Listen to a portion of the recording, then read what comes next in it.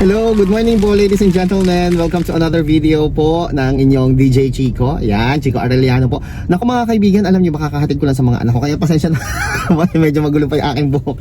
Kumusta po kayo? Good morning po sa inyo lahat mga kaibigan. Ngayon, sa video ito gusto ko pong i-share sa inyo. Nagka-problema po ako sa motor trade. Shout out sa lahat ng may mga motorcycle loans sa kanilang mga motor trade. Alam niyo po naging problema ko, hindi po yung pagma-monthly, hindi po yung paghuhulog sa motor trade. Alam niyo po, yung motor trade po namin, yung motorsiklo po namin, niloan po namin siya Suzuki Skydrive, no? Niloan po namin siya sa motor trade para service po ng wife ko papasok sa kanyang work sa ospital.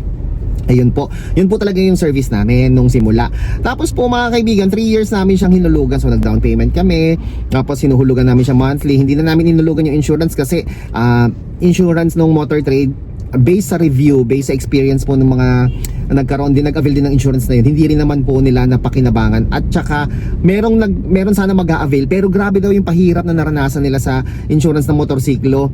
Para mabuti pang binayaran mo na lang yung kaso o binayaran mo na lang yung repair kaysa mag-file ka ng claim dahil hindi talaga siya beneficial, para ang laking istorbo yung naranasan nila. So sabi kong ganyan, hindi ko na rin lang din i-avail. So okay na yung insurance nun. So nagma-monthly lang ako ng 3,195 pesos per month. So eto na yung catch.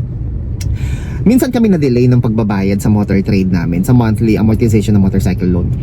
Etong si motor trade, wala pang isang buwan kapag na-delay ka ng bayad, grabe yung pangongoleksyon nila, di ba? Totoo po yun. Talagang tatawagan ka nila, o kaya hindi lang tatawagan, iti-text ka at pupuntahan ka talaga sa bahay mo. Ganun ka-tindatious itong si motor trade. So okay lang po yun. Tapos ang penalty nila kapag na-delay ka ng bayad ay mawi-waive yung discount mo monthly, kasi parang monthly pagka on time or ahead of time ka magbayad, meron kang discount na, kung di ako nagkakamali, 200 or 500, parang ganun yata yun eh. Basta ang mangyayari niyan, kapag na-delay ka ng bayad, bubuligligin ka nila, number 1, and number 2, may additional pa yun na charges. Kung dati 3,195 ang yung babayaran, para magiging 3,700 siya or 3,600, something like that, something to that effect, mga ganun po yun.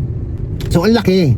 So eto ka ngayon, so dahil takot ka ng ma-delay, minsan lang po kami na-delay doon, minsan or twice, basta mabibilang mo lang sa 10 daliri mo sa loob ng 3 taon yung pagkakadelay mo sa pagbabayad. Ito po yung catch mga kaibigan.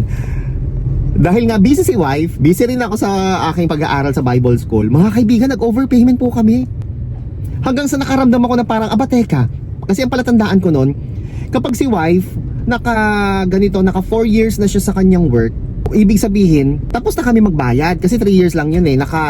Si wife po kasi, matagal na siya sa work niya. So sabi kong ganyan, teka, 4 years na si Michelle sa work. Sabi kong ganyan. Ibig sabihin, yung motor, kinuha namin yan nung wala pa siyang 1 year. Magwa 1 year pa lang siya. So ibig sabihin, fully paid na kami. Sabi kong ganyan. I-check ko yung first payment ko kung kailan. Tapos ngayon po, nag-overpayment na kami. Fully paid na pala kami nung June 2025. Ganun po pala yun, 3 years eh. So magbilang ka, 2022, tama.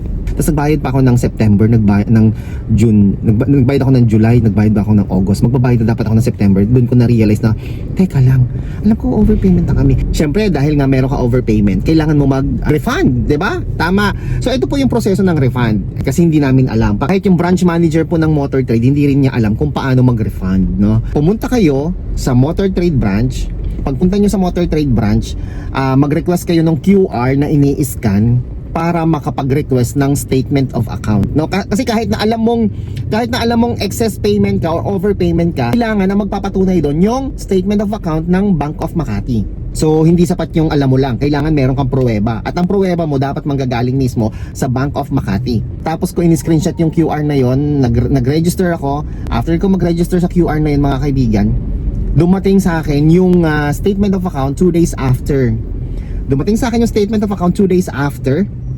Doon ko nakita na ito, yan o, meron akong 2 months na excess payment. Okay. So ngayon, hindi ko alam ang gagawin ko. Kahit yung branch manager ng motor trade, alam talaga. Wala talagang alam. Nakakainis, di ba? So para nag-request ako ng refund doon kay branch manager ng motor trade ng November. Dumating ang December, walang feedback, walang update. Nagtanong ka, wala rin siyang alam. Wala pa daw update. Tapos January na guys, wala pa ring update. Nagpunta pa ako sa branch ng Bank of Makati dito sa Balanga.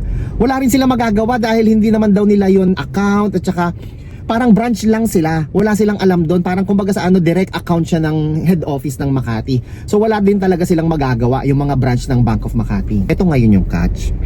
Ang simple lang pala ng gagawin mga kaibigan. Sa branch ng Motor Trade, meron silang QR code kung saan dapat mong i-scan din yung CR request. Ano yung CR? Certificate of Registration Request. Kasi 'di ba, dahil nga naka-loan yung motor mo, wala yung ORCR sa'yo, nasa kanila pa.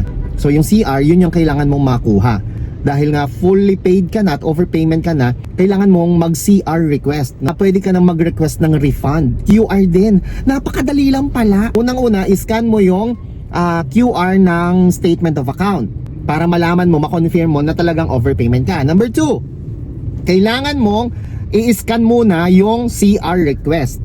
Tapos number 3, kailangan mong i-scan yung QR ng refund request. No, yun. Ganun lang pala yung mga kaibigan, no? And hindi po ako nagkaroon ng opportunity o chance para po mag-visit sa branch ng Motor Trade para po scan yung QR ng Certificate of Registration at QR ng refund payment or yung request for refund. Ang ginawa ko na lang po ay tumawag po ako sa head office ng Bank of Makati sa Manila. Tumawag po ako doon at nakipag-usap ako sa customer engagement po nila. And there, nakapag-request po ako.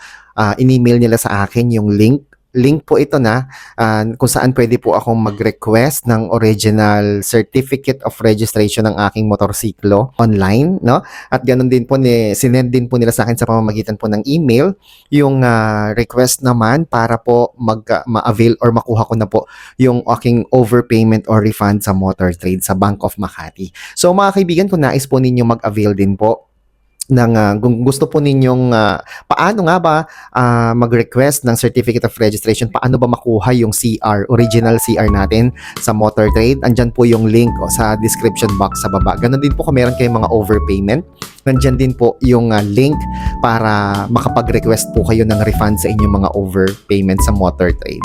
Ako po si Chico. Enjoy the rest of the day and God bless po.